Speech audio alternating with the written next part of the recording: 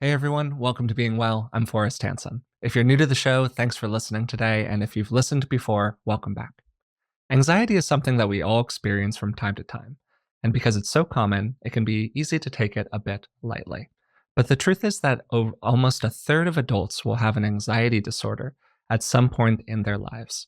And we recently had an episode on social anxiety, and today I'm going to be exploring anxiety with a true expert on the subject, Joshua Fletcher, also known online as Anxiety Josh.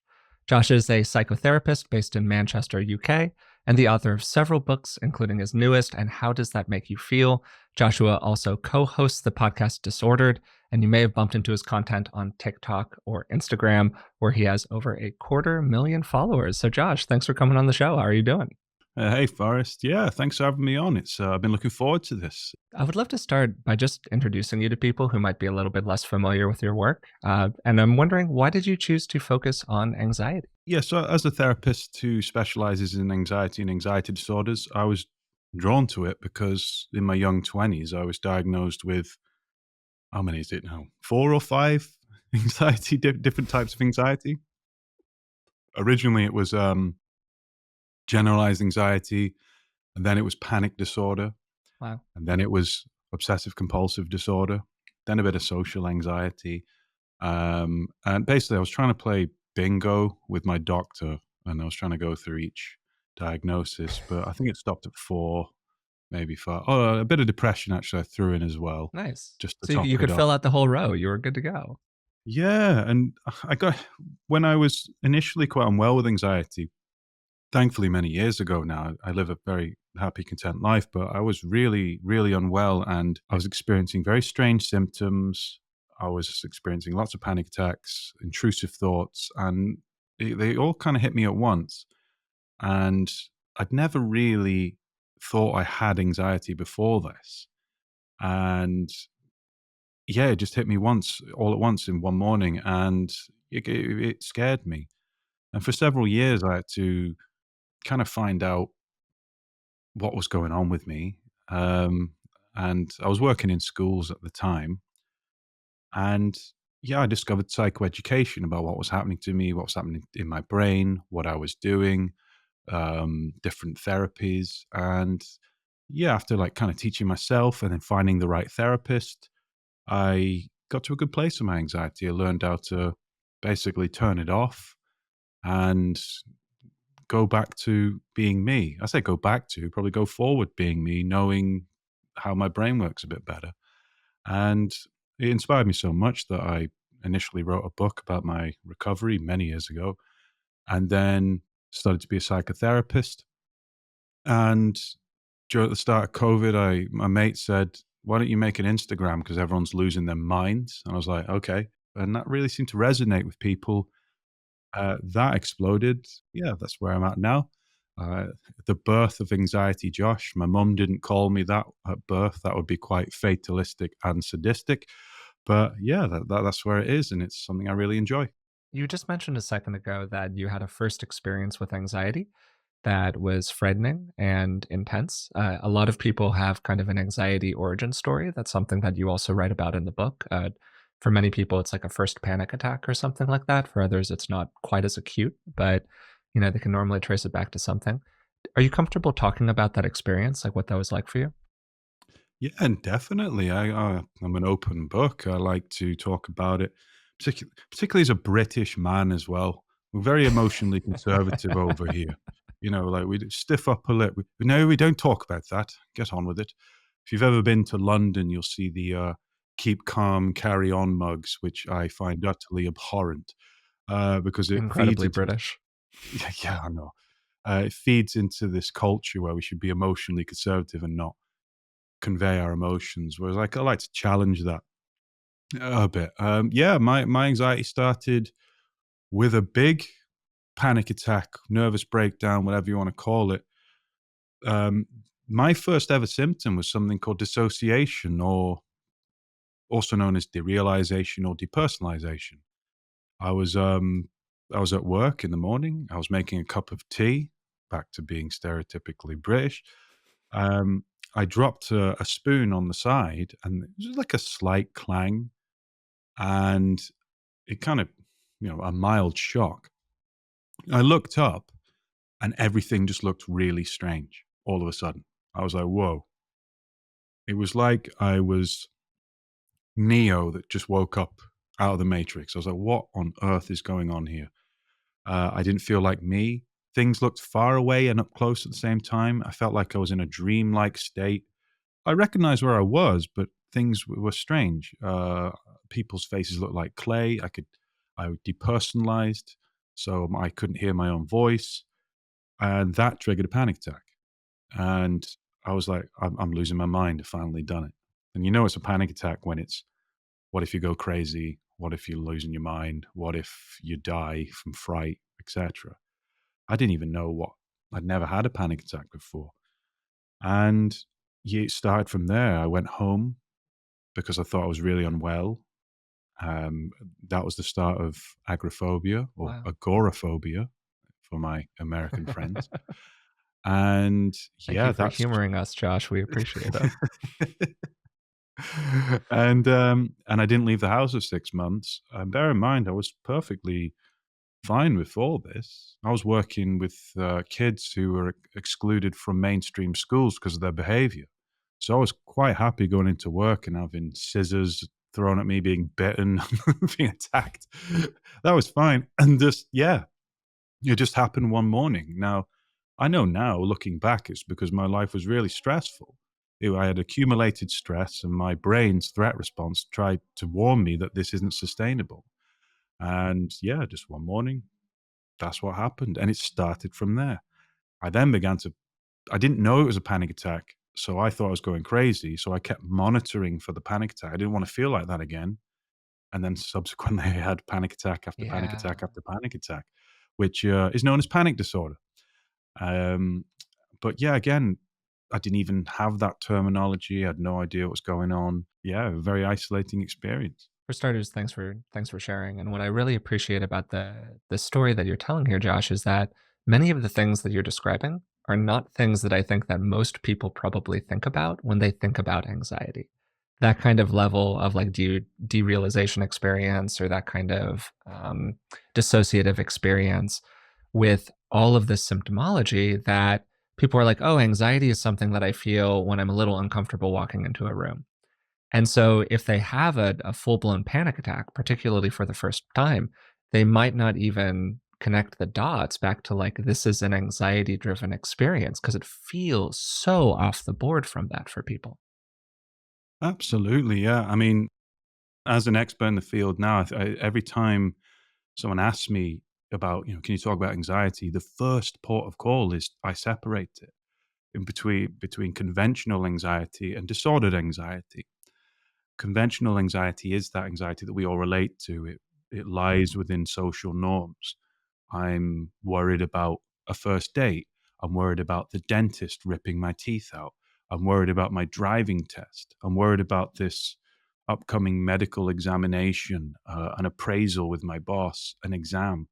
Yes, that is still legitimate anxiety, and it's something that we all relate to and are happy to talk about with people because everyone's like, yeah, I know what it's like to have an exam. I know what it's like to have a first date.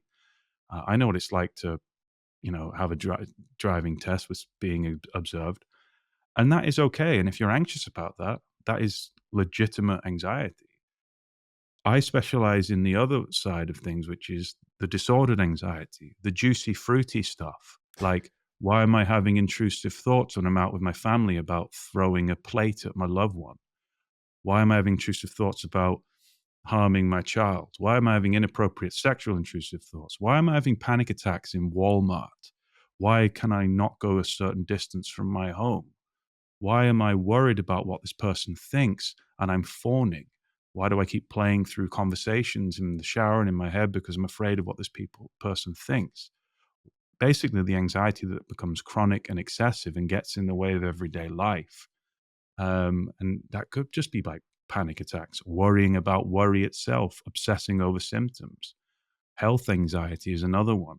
If you've ever had a headache and then Googled it, a week later, no, 2 hours later, you're Googling your own funeral because that headache, obviously, according to Google, is your is your instant demise. Not Every the fact every that you've not. headache just leads to cancer. If I've learned one thing from the big Google doctor, it's that everything is cancer at the end of the day. Yes, absolutely.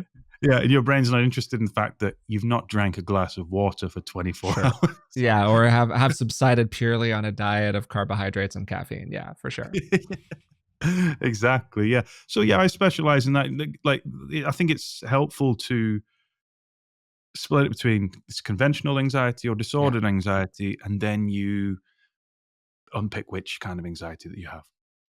So when you were talking about panic attacks a second ago, you mentioned the kind of the cycle of anxiety, this notion of a panic attack leading to a panic attack, which leads to a panic attack. And you also mentioned something about threat monitoring, that state of being constantly on guard, which then leads to more anxiety over time. This is one of the things that's so tricky about it, is that we start becoming anxious about the fact that we're anxious. And it creates this kind of vicious cycle for people. Absolutely. Yeah. Threat monitoring is something I did for many years and what a lot of people do. Now, when we say threat monitoring, you can define almost every anxiety disorder using this because it depends on what the threat is. Now, a threat to our ancestors were obviously things that can eat us, or warring tribes that want to come and take over, whatever. They're the threats to our ancestors, and it was really helpful and evolutionary for people to and advantageous to have this threat monitoring system, like the meerkat, where if I'm constantly looking for threats all day, my livelihood can be saved, sustained, and it can progress. But when you're sat at the computer in an office and your threat monitoring system's firing off, it's not really that helpful. When it comes to anxiety disorders, you can define almost any anxiety disorder through threat monitoring in our behavior. So for panic attacks, it's a rush of adrenaline and cortisol. And that creates lots of physical symptoms and sensory differences. So things look different, things feel different, you can hear things different because our senses have a change slightly. We can also have like chest pains, heart palpitations, our digestion's messed up, things like that. We feel lightheaded, dizzy, tense, sweating. Okay, that's completely normal actually for that response. But when we fear that, the symptoms of a panic attack or an adrenaline rush, as I like to call them, become the threat in itself. That's what happened to me initially. So panic disorder, all panic disorder is I have a huge adrenaline rush for in a very incongruous situation, and it took me off guard, and it frightened me so much that I'm now going to threat monitor just in case it happens again. So, oh, is my chest tight? Am I having a panic attack? Oh, everything around me looks strange and I'm dissociating. Am I having a panic attack? I can't quite catch my breath. I've got air hunger. Am I going to stop breathing? Am I going to have a panic attack? And that's just panic disorder.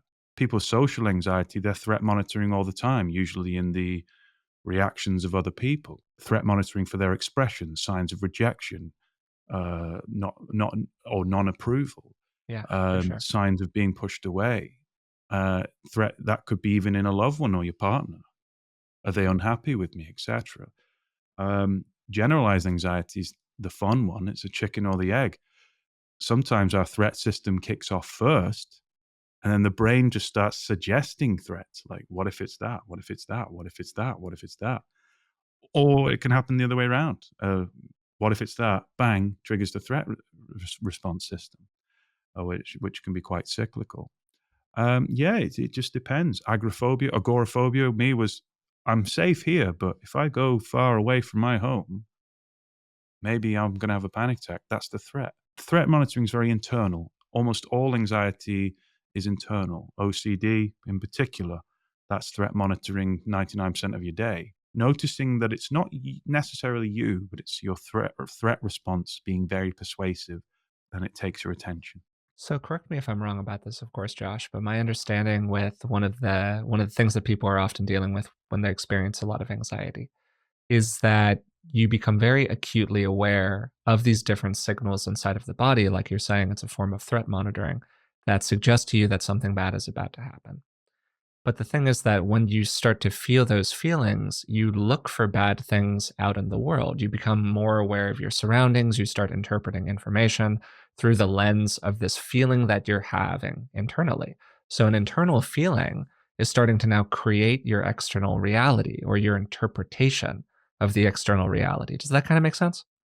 Yeah, someone's read my book. Well done. Oh yeah, did my best. We try to do our research around here. Also, full disclosure, I've definitely experienced a fair amount of anxiety in the past. I've definitely done this myself. Um, but no, and that kind of like strong coupling of essentially almost like taking yourself too seriously, if that makes sense. I don't know if that's quite the right way to put it, but I hope you know what I mean. No, absolutely. Yeah. Yeah. The whole point of anxiety is to strive for your attention just Hmm. in case. Those three magic words, just in case. I would argue, and if you look at evolutionary psychology, you could ask your dad about this one.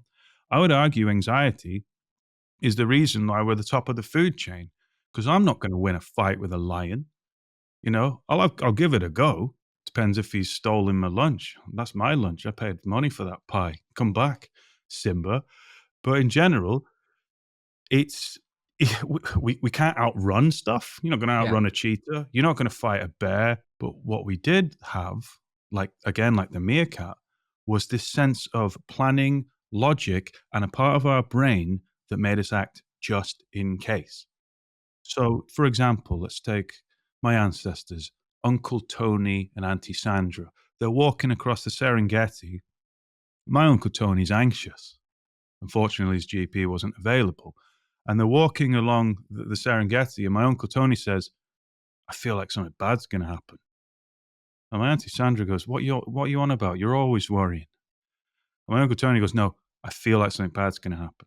And so his behavior changes. And like you said, the lens of threat comes. So he looks up and he's trying to find what's wrong because he feels anxious. Now, most of the time, my Uncle Tony feels anxious. There's nothing bad happening. He's looking around. Oh, it's just me worrying again.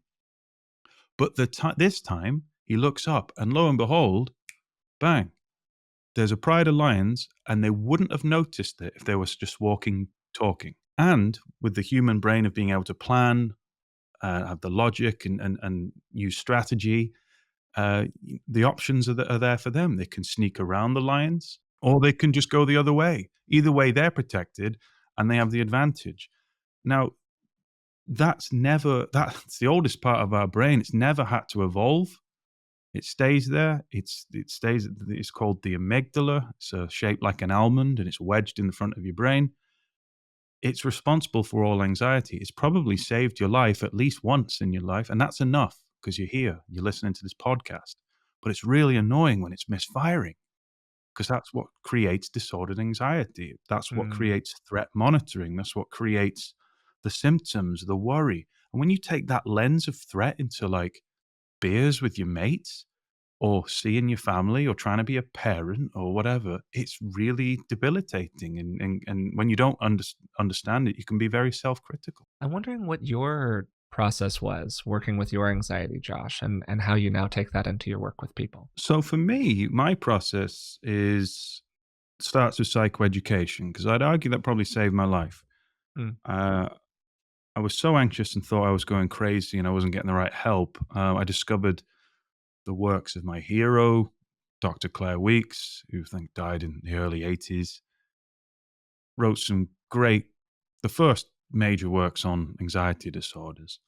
And she influences what I write about today. She's my hero and explaining in a way that basically what happened was I wasn't broken. Things were just a bit jumbled. I like the word disorder. It just means not in order. I mean, my brain, my threat response was just firing off.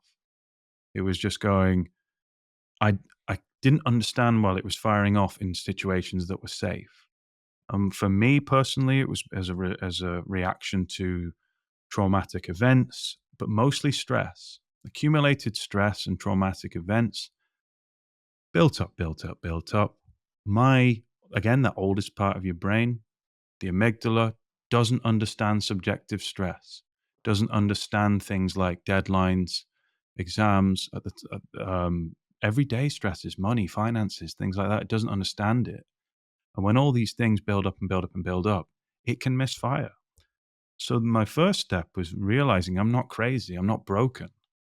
And when you internalize that belief and realize, okay, I simplified my world, which went from obsessing about symptoms, obsessing about how I felt, obsessing about scary what ifs and going crazy, threat monitoring, seeking reassurance, thinking intrusive thoughts meant I was weird, to, this is one thing. I just got a misfiring threat response. I can work with that. And I did. And now I'm all right. One of the phrases I've heard you use, Josh, is the willful tolerance of uncertainty. I think it's a phenomenal phrase, and it's also a great target when working with anxiety. Would you mind talking about that a little bit? Yeah. I mean, I think the way out of all anxiety disorders is the willful tolerance of uncertainty. It's not mine. It's something I read from Dr. Sally Winston and Dr. Martin Seif, who are two anxiety disorder experts in Maryland in the US. And their works really inspired me. And I pinched that and I use it as part of my practice. Um, we're in a world. We're in a world of instant fixes and believing that when something doesn't appear normal, we have to fix it. And that's what I was trying to do. When I was first anxious, I tried everything to fix it. Honestly, everything, Forrest. Try meditation, do this. Have you fixed your gut biome? Have you tried this plant, ashwagandha? Have you done these mantras in the morning? Have you tried doing all these things? I tried them all. Herbal remedies, CBD. I smoked a joint once, which made it 10 times worse. I was trying to do everything to get rid, to fix, because when I was anxious, that meant I was doing something wrong. And I'm trying to fix a misfiring threat response instantly. The willful tolerance is a skill, like much like learning the guitar, much like, I don't know, learning French. It's a skill that helped me get better, and it's a skill that I'll take with me to my grave. It's when we feel uncertain, we don't instantly react to it like it's like a problem. Mhm. So panic attacks make you feel uncertain. Well, I'm going to practice the willful tolerance of uncertainty, knowing that this is grounded in the fact that I'm okay. This is just adrenaline and cortisol. My threat response is going to suggest all sorts of what ifs. What if you have a heart attack? What if you die? What if you freak out? What if you humiliate yourself? What if you do this? I don't know. But at the moment, I practice the willful tolerance of uncertainty, and I know that this feeling will pass. We've all heard of the cliche phrase, this too shall pass. But it's true, because all feelings are transient, whether it's utter terror and even happiness. We even know when we're feeling joyful and elated that it doesn't last, but also the same with horrible feelings like anxiety and depression and things. And when things are grounded in psychoeducation, you can practice the skill of willful tolerance. I know I'm okay. I know this is my misfiring threat response. I know if I give it attention, it thinks it's being important. Can you do that instantly in one quick fix? No. But do you practice it over time? Give yourself a pat on the back and realize, ooh, I'm getting quite good at this. Then, yeah, that's when you get to a good place. Yeah, I think you had a line along the lines of, I'm anxious, I don't really like it, but it can be there, I don't mind. And that's in reference to anxiety. And so you're essentially describing in a funny kind of way, almost lightening up about your own experience of that internal threat monitor, those own signals that your body is sending to you that are tied to your threat response system. Now, it's kind of easy to say lighten up about your threat response system, but that's a hard thing to lighten up about. And so I'm wondering how you work with people around that. I think it's about teaching people it's not as serious as it feels. Now, don't get me wrong. If you're someone listening and you struggle with anxiety or know a loved one who has anxiety, it feels horrible. Yeah. It feels isolating, feeling terror, the scary symptoms and all that. It's horrible.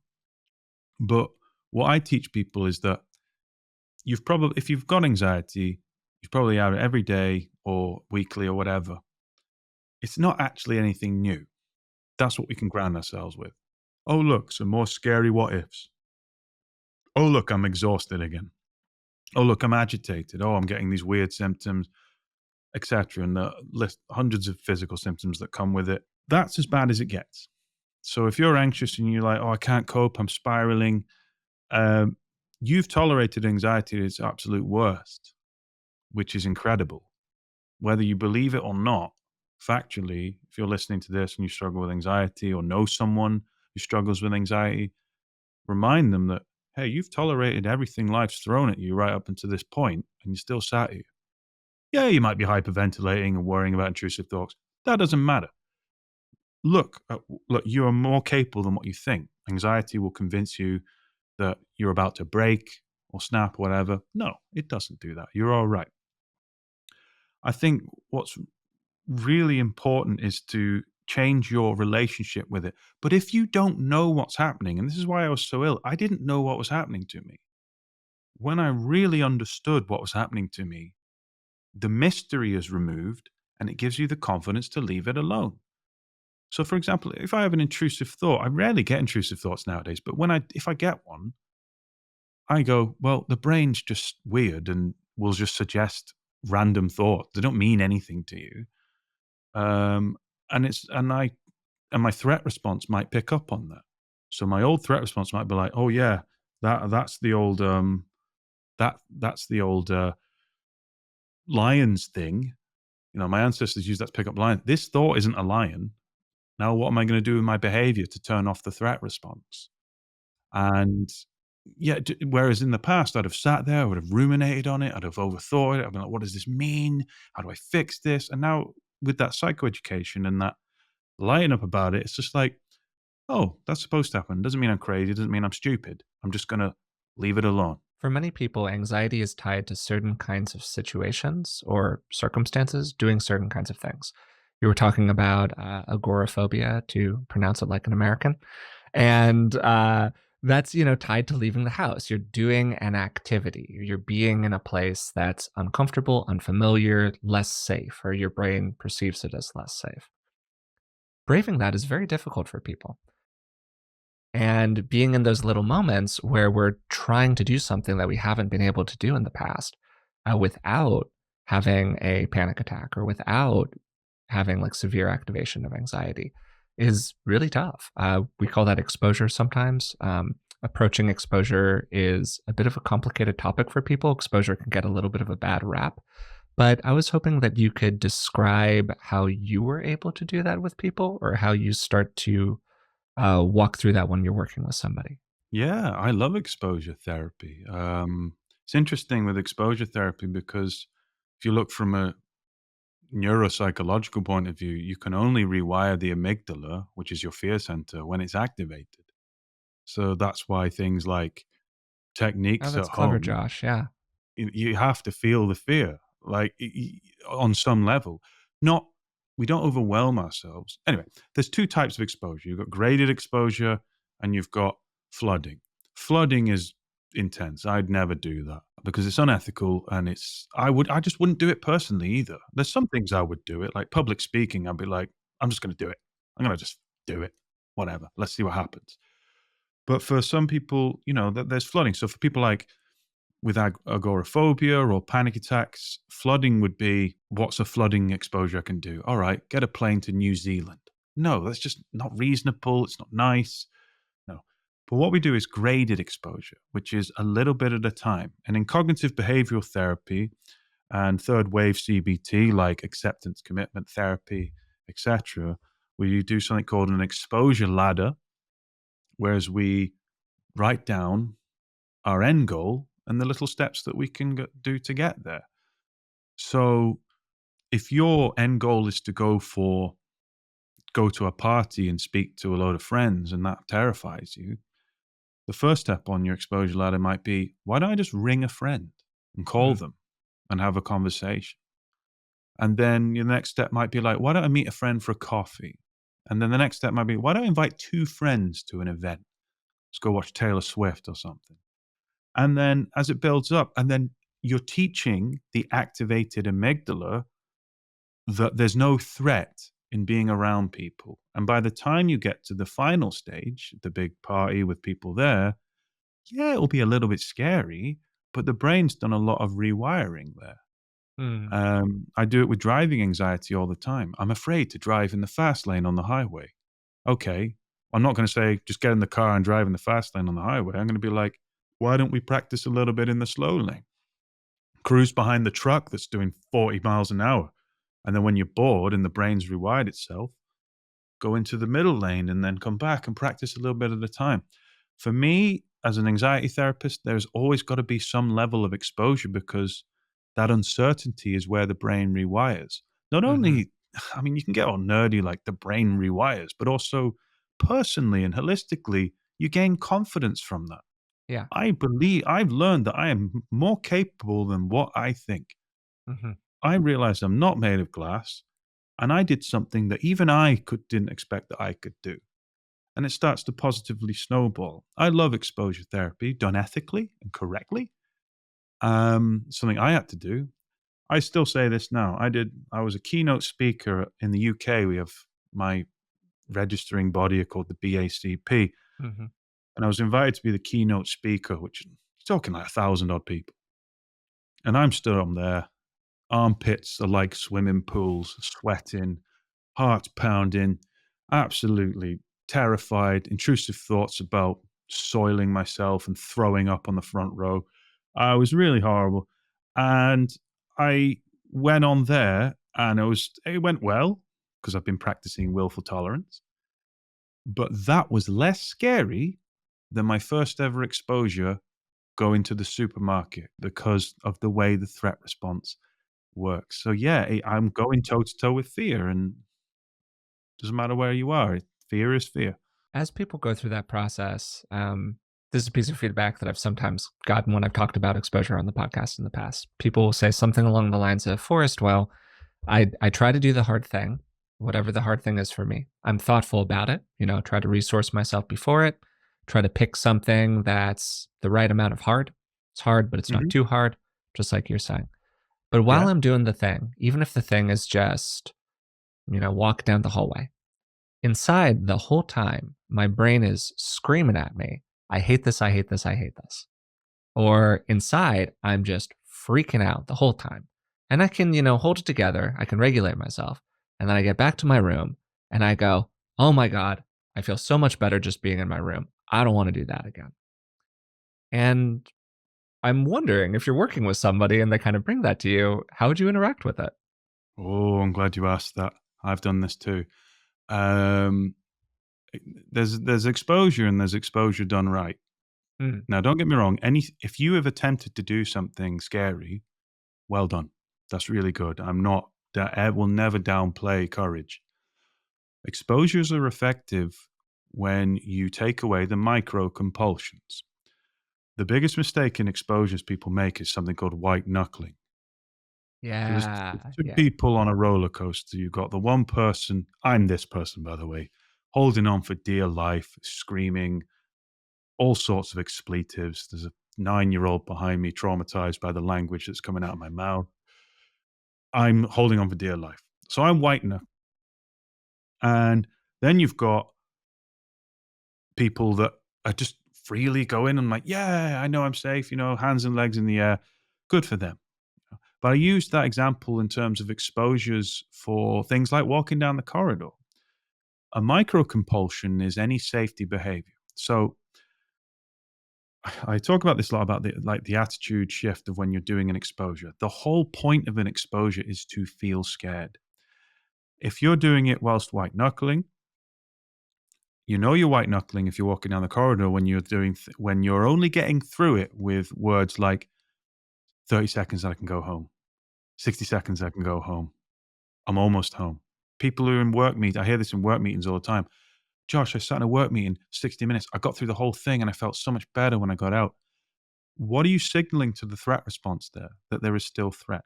An Yeah. That it's exposure right. is, yeah, yeah. An exposure is, I'm practicing being anxious.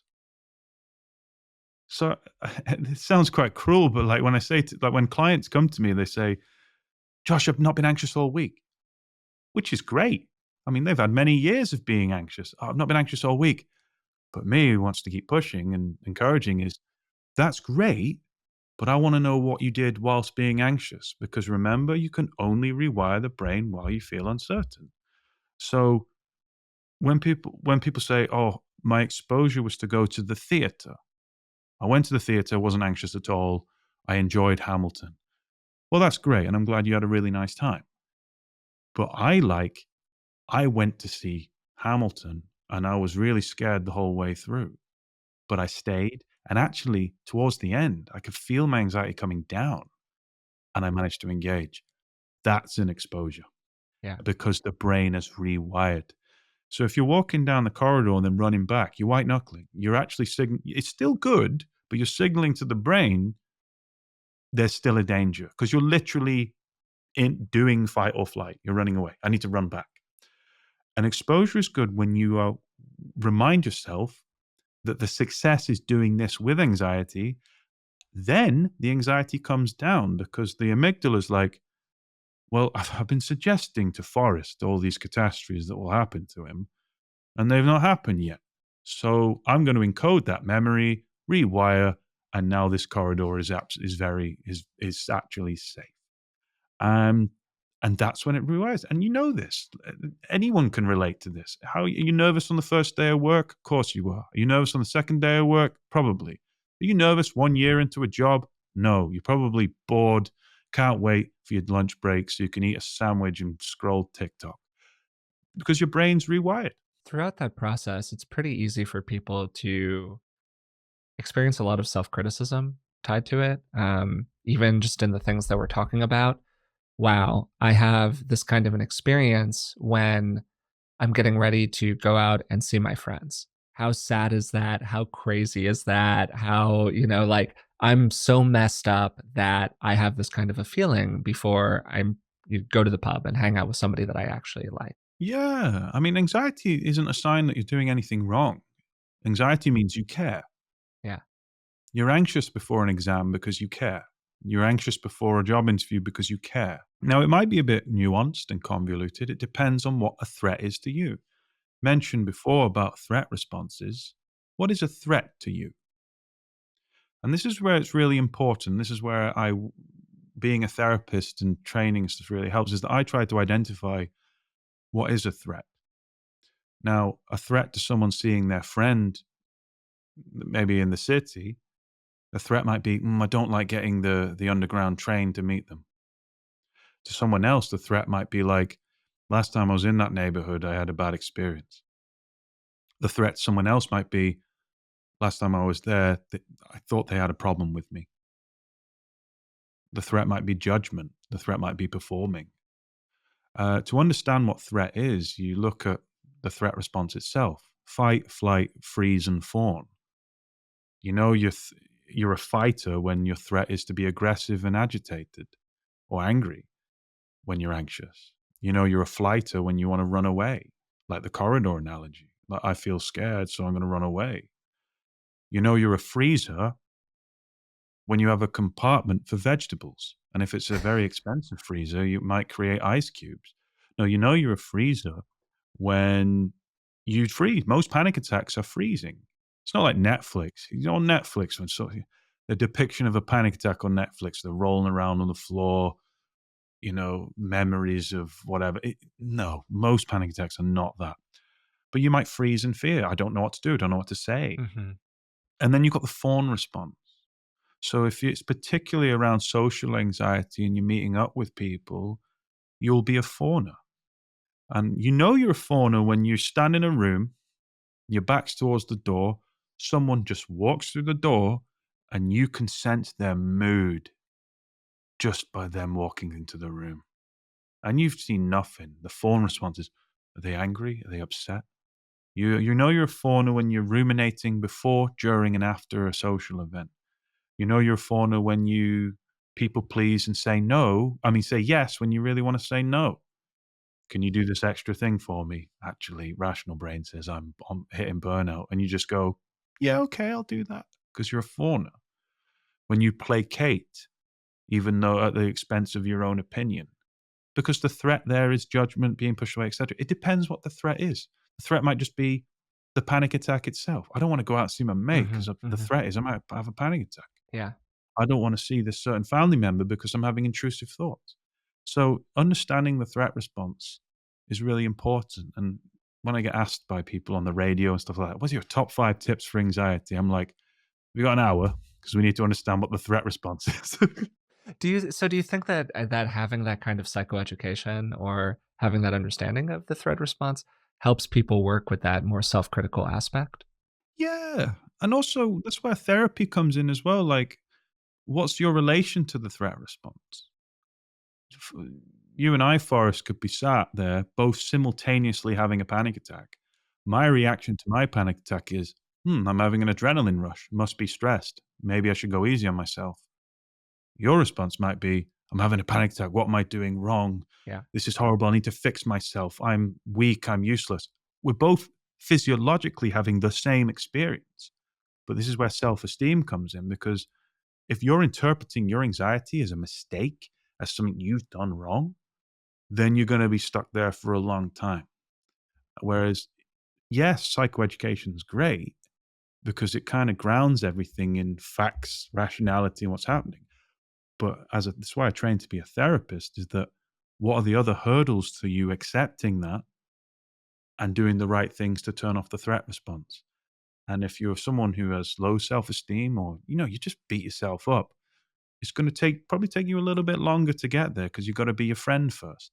Yeah, I think one of the biggest issues that we have with motivating different kinds of behaviors or just teaching people how to work with their own internal, stuff, everything that's going on in there, is that when we talk about learning, we often frame things in terms of like punishment reinforcement. Essentially, we try to punish ourselves out of the behaviors that we no longer want to do. But then we never get around to rewarding ourselves towards the more good behaviors. It's like those typical American dad vibes, like no participation trophies. I'm not going to reward you for doing what you should have done. I'm only going to reward you for going above and beyond, like that kind of a thing, right? So it creates this kind of lose lose where you've got intense self criticism going on when you're doing what you should be doing. And you have criticism going on also when you're not doing what you should be doing. So like kind of either way you lose, right? You either beat yourself up because you're not doing it as well as you should be doing it, or you beat yourself up because you're not doing it at all. And so the brain Absolutely. has nothing to learn from, right? Like there's no new experience there. It's turtles all the way down. So like why should we ever change? Yeah, it's like a negative feedback loop. Also, you're only rewarding yourself or giving yourself value when you judge it because you're judging yourself on final output and not intention and effort. This particularly prevalent in people whose parents are just knobs. For So sure. Yeah. it's just like No. yeah, those So, parents that sometimes the live British vernacular vicariously. really comes in clutch. Just like the ability to refer to somebody as a real knob, I think is like the perfect way to put this. The parents are so self-critical. Like, I remember when I was younger, I worked really hard on some coursework for English, and I got a B, and I was really proud of that. I really nailed it. And I went home and I said, "Mum, I got a B in English." She was like, "Well done. I know how hard you work with that. Great, brilliant. That's brilliant." Uh, and that's good, and probably contributed to better esteem issues. My same friend got a B, went to his parents. They're like, "Why have you not got an A? You're lazy. All Yeah. those times you were playing PlayStation, you could have been studying to get an A."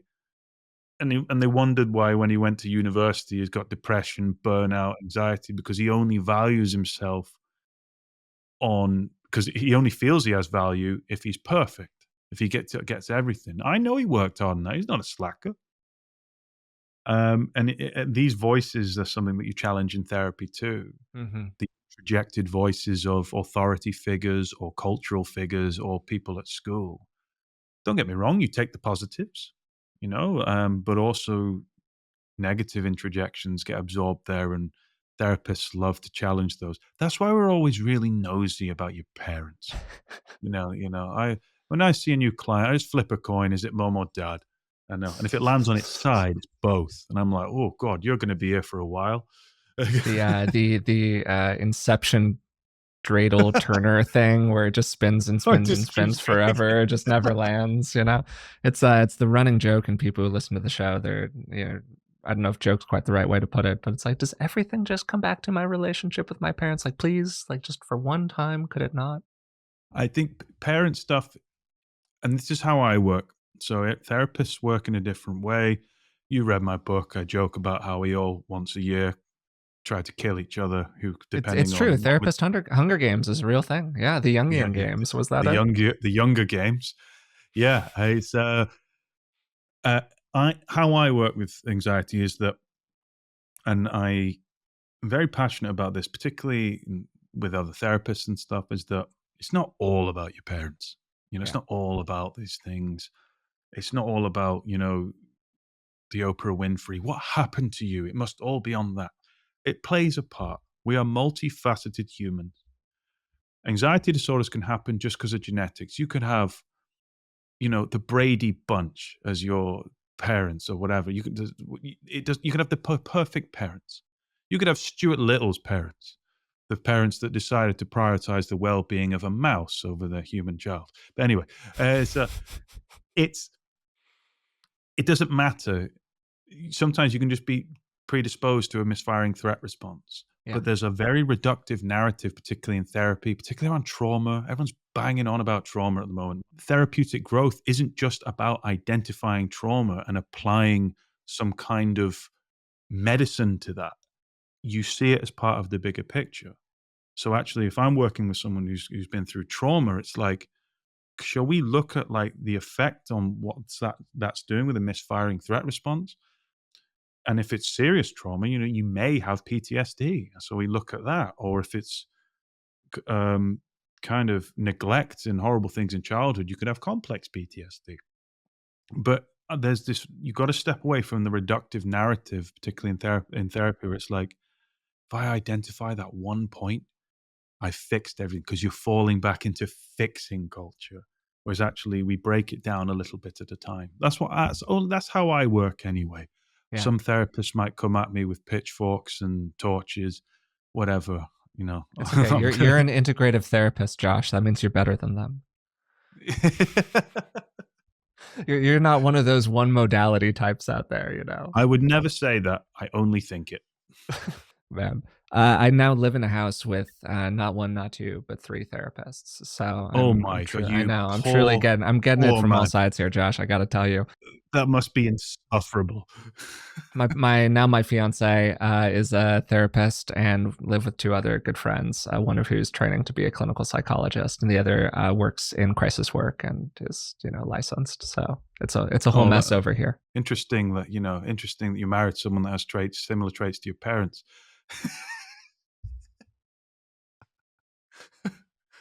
Unfortunately, the episode with Joshua Fletcher couldn't be aired. We lost this one due to corruption, guys. Sorry, the audio file, something horrible happened to it on the way to our host. But okay, all right. To feebly attempt to rescue myself here. So in the book. Oh no, you're talking about my book. It's fine. Carry on. Okay, yeah. One of the things we do talk about on the show a lot is like trying to identify different voices and kind of like where they come from for somebody. And it's not necessarily like a whole on voice dialogue thing, although of course that can be useful for people. But most people have more self-critical parts, self-critical voices, more nurturing parts, more nurturing voices. And I thought it was really interesting actually how in the book you tried to essentially write your internal monologue at different points in it, marked by in terms of these different voices, like detective, intuition, all of these different parts. And I thought that was such an interesting thing to like bring that to the surface rather than having it in the background. Thanks, Forrest. I really appreciate that. Yeah, it's a different way of writing a book. So, and how does that make you feel?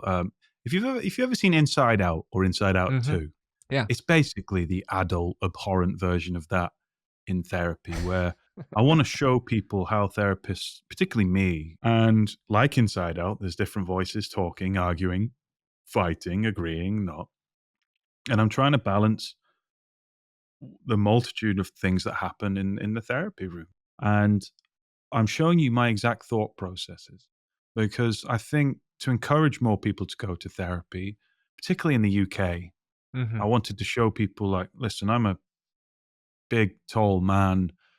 who knows what it's like to be emotionally conservative. I grew up playing rugby and boxing and stuff like that, conventionally masculine things. And I wanted to show them actually no, like as a therapist, this is what we do. And also sharing absolutely bananas stories from my personal life, which There are some banana stories from your personal life. I learned a lot about you in this book, Josh. I got to tell you, there was no stone left unturned over there, buddy. But I do want to ask you about something, which is like, do you think that having that sort of granularity, being able to look inside and be like, oh, this is my analytical voice, or like, oh, this is more my intuitive voice, my critical voice. Do you think that's a helpful trait for people to be able to develop for themselves? And do you think it can also help them work with anxiety? oh, absolutely. Yeah. We all have different voices in our head depending on the mood we're in or what on the situation. Say voices, just different types of Yeah, thoughts. totally. They don't. I think a lot of people who struggle with mental health issues believe every thought that goes into their head, particularly if you're struggling with depression. If you're struggling with depression and you've got a voice that's saying you're a burden, you're useless, that's one voice in your head. There's 13 voices in, well, I'm using the book here, but there's different perspectives in your head. You can listen to this one dude who's mouthing off, or you can listen to the other voices you have in your head, like compassion. And you know compassion exists, even for the most depressed. You know compassion exists because that voice speaks up when you think of a loved one or when you're being kind and empathetic. So you are capable of being compassionate. And a lot of the time, it's like, well, I know it's there. How can I direct it towards myself? Why is inner critic taking over this analysis? And same with anxiety. You know, an anxiety expert, anxiety will always begin every thought with what if? What Mm. if that happens? Shut up, anxiety. Another one is I should. You know it's anxiety because it always begins with a sentence with I should. You're the people with productivity anxiety. You're the people that feel guilty for stopping. You sit down, eat ice cream, and watch Married at First Sight or some trash TV because you like it, and then you have this guilt, inner critic comes in. No, learn to stop. Learn that it's okay. I should do this. You're the people with to-do lists that are so long, and then you tick them off and you feel like you've got some sense of productivity.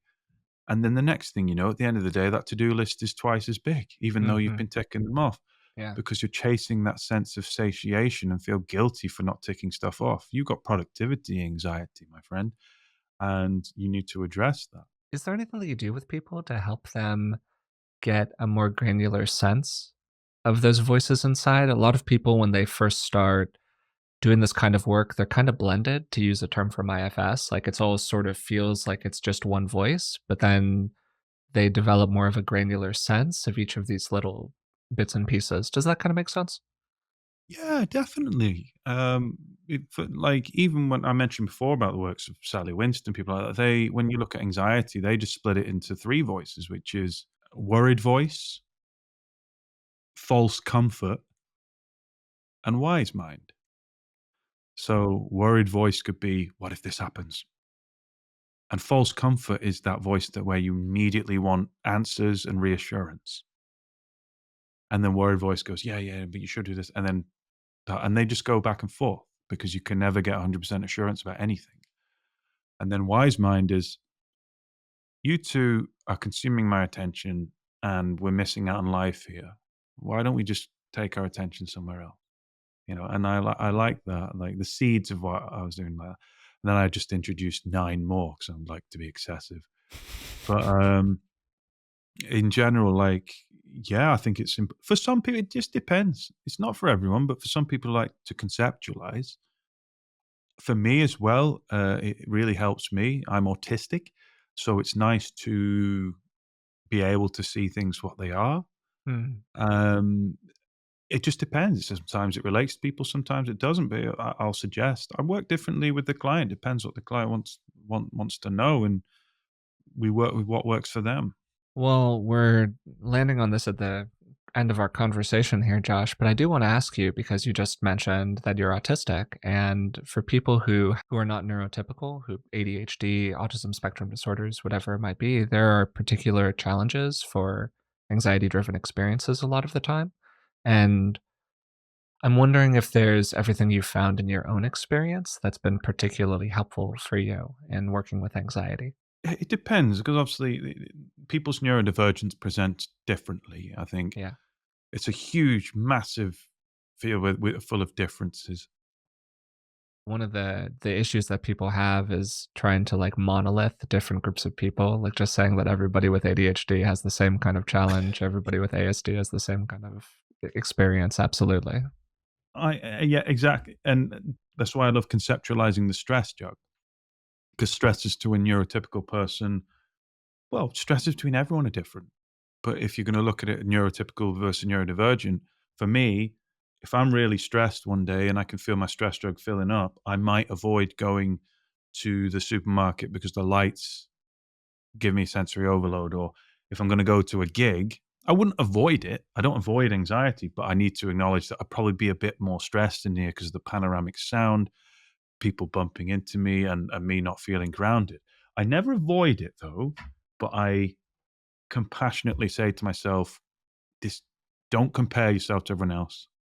Yes, you don't like it when this happens or whatever, but it just depends. And also, like, I use this term loosely, and I hope people don't get me offended by it, but very high functioning autism. When I say high functioning, what I mean is I find it more not as difficult to access neurotypical behavior and activities as opposed to other people.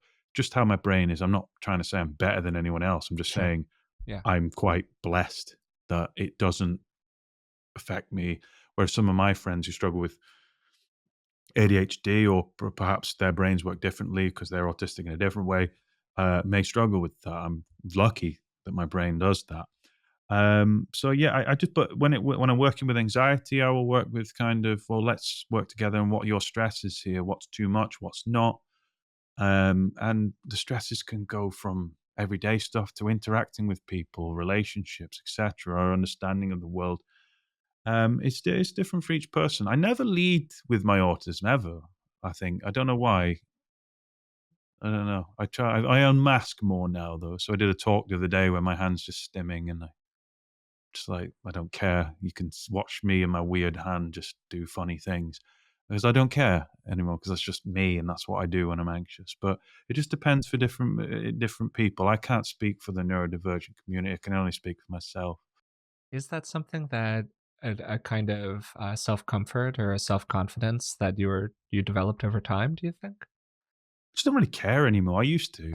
I grew up caring. I grew up That's caring. a form of self confidence right there, Josh. I got to tell you. Kind of. It's almost kind of morose as well. Like I think Mm, when I mean, you've read in the book. There's some tragic stories. yeah, I've lost some people in my life, and through grief, it came home that I just don't really care. Like it's just like I used to. I grew up caring about what everyone thought. everything. I was Yeah, so for sure. ashamed, and now I just like I don't care now because it's not important. What is important is my values, people who I care about what who people I love and respect think of me. And don't get me wrong, if my favorite footballer walked into the room, I probably care what they thought or etc. But in general, no, when it comes to stuff like that, I mean, what's the worst that can happen? Always he's a bit different. Good. You remember different people. You don't remember the normal people anyway. I think you're totally right. And it's so funny that this is like coming to me at the end here, but there's this great, just incredible line from Buddhist practice that there was this great teacher. His name was Ajahn Chah, and he was in the Thai forest tradition, really wise guy. And he essentially referred to the journey that you go on as you deepen in Buddhist practice. My dad's obviously a serious Buddhist guy, and I was raised inside of that tradition. Is that you find something that he referred to as a kind of boredom, which another translation for it is disenchantment, which I think is kind of what you're referring to here, Josh. That like things arise, they fall away, things come in, they flow out, things happen to people. You know, it's kind of a form of boredom. Like things become less worthy of desire or craving or attachment. I love that. Yeah. Yeah, I like And disenchantment. Don't get me wrong, I disenchantment. love what I Yeah. do and what I do, and I like my joy is seeing it reach people. But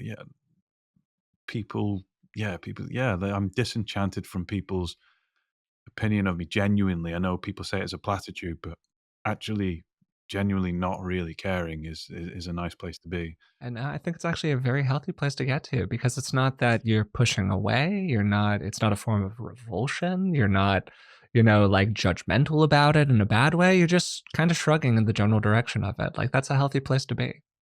Yeah.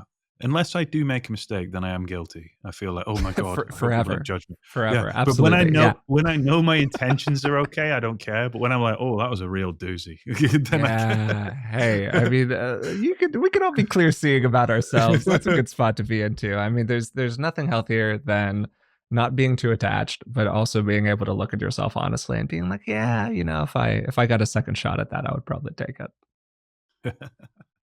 Thanks so much for doing this, Josh. This has been really fantastic. I've totally loved talking with you today. Thank you, Forrest. Well, a really lovely podcast to come on. It was really nice to meet you, and I appreciate you reading my book as well. I had a great time today talking with Joshua Fletcher. Having him on the show was a ton of fun. He's such a smart guy. He's so insightful about anxiety. And I loved how he was open to talking about his own experience. And one of the things that was really great about that is that we have the set of symptoms that we think about when we think of anxiety. Anxiety feels a certain way when we picture it in our minds or when we think about the kind of common experience that people talk about when they talk about being anxious before going to a social event or before some kind of a big presentation at work. And that anxiety is very normal, very real. But there's this whole other set of symptoms that can come in for people when they're in more of the disordered world of anxiety. They're having a panic attack, they have generalized anxiety disorder. And it's pretty normal for people to have their first major anxiety experience and to not be able to link it to anxiety because the symptoms feel so intense and they don't feel like they fall into that typical group of things that we talk about. Intense forms of disassociation, feeling like you're watching yourself from the outside. People thinking that they're having a heart attack because their body is working so hard and their threat system is so intensely activated. And that seemed like a lot of the lens through which Josh approaches work on anxiety in general is through understanding that threat system. He talked a lot about psychoeducation throughout the podcast, particularly focused on the amygdala and the ways in which our brain is designed to view the world through the lens of what could happen as opposed to what's likely to happen. Because when you're dealing with life or death situations, your brain is totally comfortable being wrong 99 times about there being a tiger in the bushes. So it's right the one time that there is actually a tiger in the bushes because that one time ends up saving your life. Now, that made a lot of sense for our ancestors who were in truly life threatening situations time after time after time. And it certainly can make sense in particular discrete situations these days. But what can happen for people with anxiety is they start applying that tiger in the bushes principle to going to work or to hanging out with their friends or to filing their taxes or whatever it is that they have to do. And I'm not trying to downplay how unpleasant those experiences can be for people. It's more about just appreciating the intensity of the machinery that we're working with here. And then tied to that, appreciating how a big part of the task here for people who are really working with intense forms of anxiety is learning how to take those anxiety signals from the threat system a little bit less seriously. Josh's overall model when working with anxiety is not trying to fix people, not trying to cure people. He really talked about that a lot during the conversation. The target is the willful tolerance of uncertainty. Anxiety recovery is measured by our reaction to the presence of anxiety. Everybody gets anxiety. The question is what happens next? What do we do when we're faced with those feelings? Anxiety recovery isn't I don't feel anxiety anymore. It's I'm anxious, I don't really like it, but it's okay. It's there, I notice it, and I can go about my day regardless. We talked about a lot of different ways to approach anxiety treatment, but the major one that we focused on was exposure. And Josh talked about exposure in some detail. What I really want you to take away from that is that there is a massive difference between good and useful, productive ways of engaging exposure and ways of engaging exposure that just end up re traumatizing people. Exposure works by giving your brain something to learn from. You need a new kind of experience so that it learns that it can relax around anxiety. As Josh said, your amygdala can only learn while it's being activated. And people tend to make two different kinds of mistakes with exposure. The first mistake is that they don't expose themselves at all.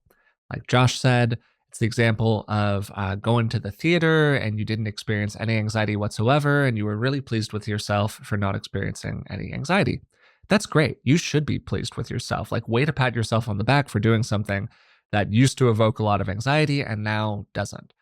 But that's not really an exposure because you're not experiencing any anxiety. The whole point with exposure is that you try to experience the thing that's tough for you and then not fall into the habitual coping patterns that you had associated with being in that kind of a situation. The other mistake that people make with exposure is they expose themselves way too intensely, or they white knuckle through the exposure. And both of these mistakes have a similar problem. You're not giving your brain anything to learn from. You're just having the same painful experience over and over again with no real variation inside of it. So a big question with exposure is, how can we put ourselves in a situation that the brain can actually learn from?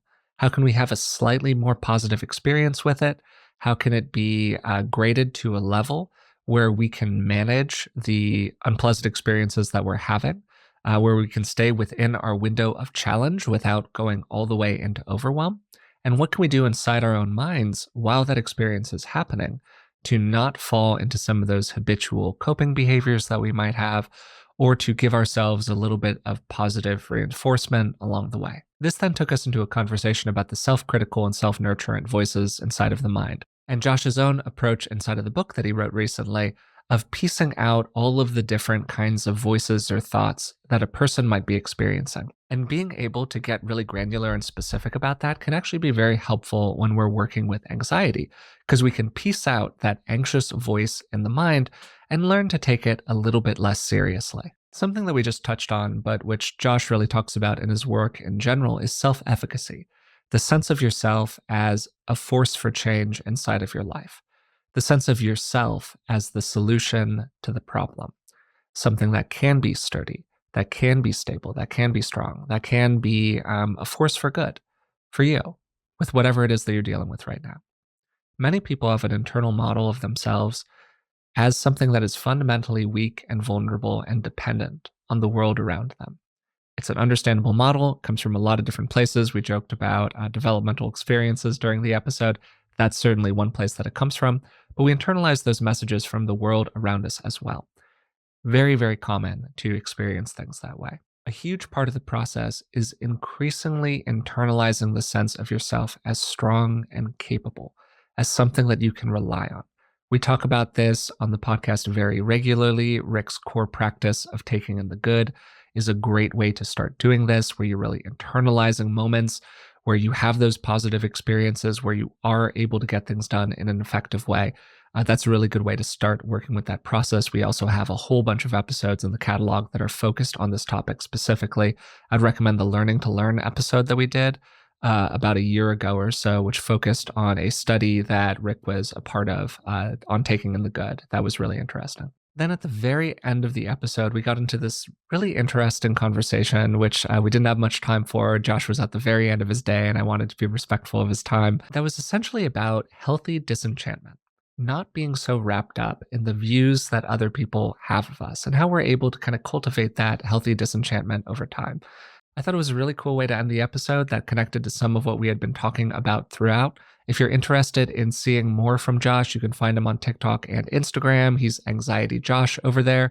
And his new book is And How Does That Make You Feel? It was a really wonderful book. I really enjoyed it. If you've made it this far, but you are not subscribed to the podcast, for starters, surprising, you should subscribe to the podcast. It helps us out. We would love that. If you also want to leave a rating and a positive review on iTunes or on Spotify, that also really helps us out. If you're watching on YouTube, you can subscribe to the channel, maybe leave a comment down below. That is great for the algorithm. We appreciate it. And if you would like to support us in other ways, you can find us on Patreon. It's patreon.com/beingwellpodcast. And for the cost of just a couple dollars a month, you can support the show and you'll receive a bunch of bonuses in return. Until next time, thanks for listening, and I'll talk to you soon.